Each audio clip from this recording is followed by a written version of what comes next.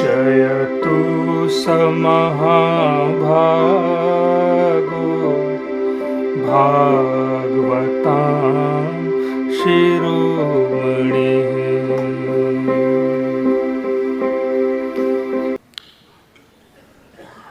आइए हम आप सब अपने समर्थ गुरु महाराज को शतशः प्रणाम करें। उनकी ही कृपा से आज उनके ही परम प्रिय शिष्य परम भागवत पंडित जी महाराज के जयंती के अवसर पर बैठे हुए हैं। उन्हीं की इस कर्म स्थली में, जिसमें ईंट ईंट पर पंडित जी महाराज ने गुरु गाथा लिख रखी थी, गुरु का यश वर्णित किया था। यहाँ पर आज उन स्मृतियों का एक मूर्त स्वरूप हम सबके समक्ष है। स्वयं कहा करते थे कि यहाँ आकर के बैठ तो जाया करो, देखो शांति मिलेगी, मन लगे या न लगे बैठ लिया करो यहाँ पे। और वही स्थिति प्राप्त होती है गुरु महाराज की कृपा से।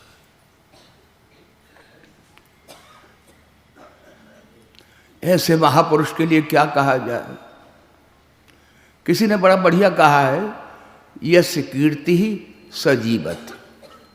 जिसकी कीर्ति, जिसका यश चारों तरफ फैला हुआ है, जिसको लोग याद करते रहे, बस वो कहीं गया नहीं है, वो जीवित है।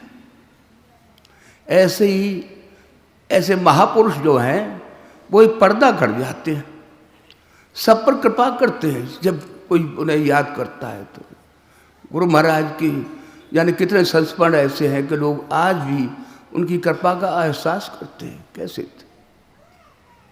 वही पंडित जी महाराज के अंतर में था।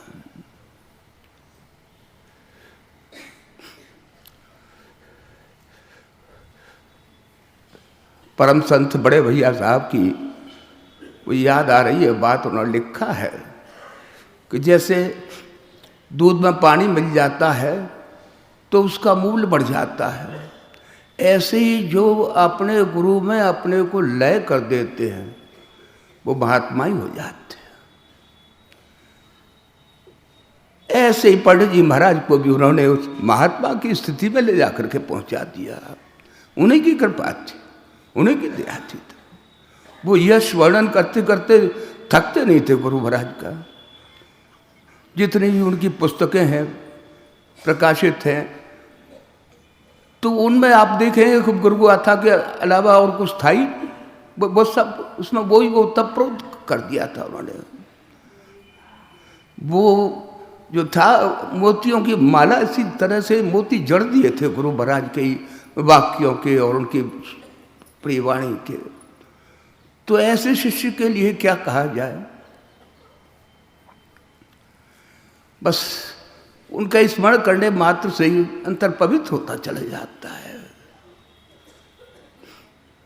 देखने में आता है कि ऐसे महापुरुष बड़े पारखी हुआ करते हैं। प्रथम मिलन में ही उनके हेडमास्टर साहब बड़े रेवती राम जी शर्मा थे। उन्होंने देखा कि इनके अंतर में बड़ी जिज्ञासा है। गुरु महाराज पधारे हुए थे, चलो पंडित जी आज एक ऐसे महापुरुष के समक्ष आपको ले चलते। उनके अंतर में तो वो बसा ही हुआ था, कैसे ऐसे महापुरुष को प्राप्त करूं और उस ज्ञान को प्राप्त करूं।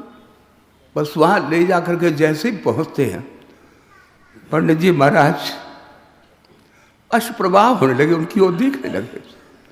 उस रूप माधुरी की ओर देखते देखते ही बस निमग्न हो गए। कहने लगे, मैं सदा कृतज्ञ उसका आज हूं जिसने जगाया। मैं पा कृतारथ हो गया दर्शन चतुर्भुज का। मैं साक्षात चतुर्भुज स्वरूप उस परमात्मा स्वरूप को देख लिया। गुरु महाराज बड़े पारखी थे, महापुरुष होते ही हैं।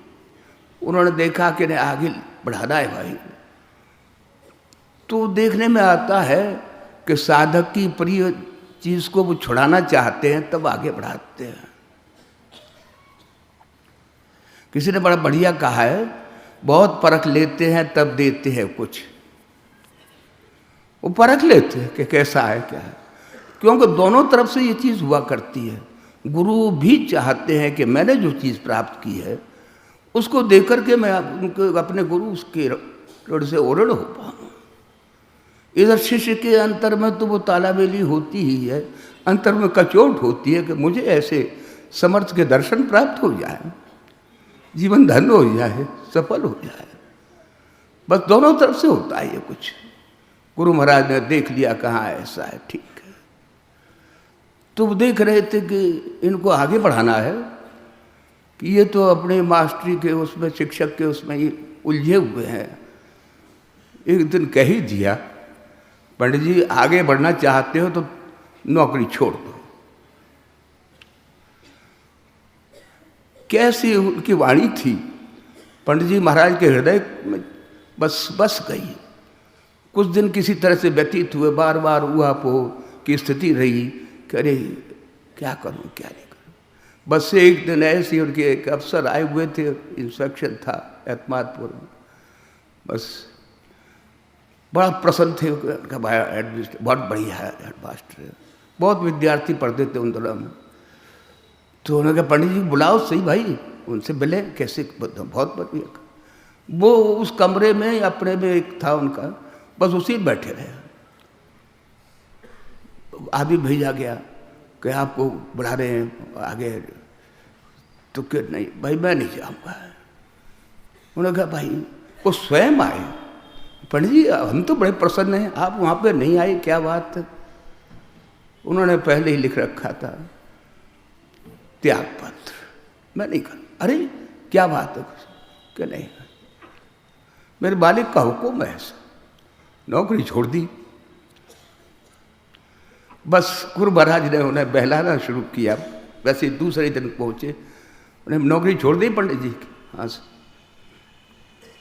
उनकी स्थिति देख रहे थे कि कुछ परेशान से ज़्यादा है, तो कहने लगे कुछ ऐसे ही पहला सा दिया कि तुम तो रजिस्टर्ड वैद्य हो, यहाँ पर टूंडले में एक दुकान खोल लो अपने वैद्य की। उन दोनों वैद्यों का अच्छा चलता था। और पंडित तुम्हारे भाई जो हैं वो घी का काम करते हैं, कुछ घी भी हम बेचते रहना, बस बहुत अच्छा रहेगा। ठीक है जैसे। बस एक महीना भी नहीं बीत पाया था, गुरु महाराज के पत्र आते रहे और साथ ले लिया और कहाँ से कहाँ पहुँचा दिया, सब कुछ दे डाला उस महापुरुष ने। इसलिए वो हमेशा गुरु महाराज के ही बस वर्णन में मग्न रहा करते थे, उन्हीं का वर्णन करते थे, उन्हीं की गाथा जीवन में रह गई थी। चाहे घर गृहस्थी का कार्य हो, चाहे पारमार्थिक क्यों न हो, उनमें सब में यही उनकी कृपा से हुआ है।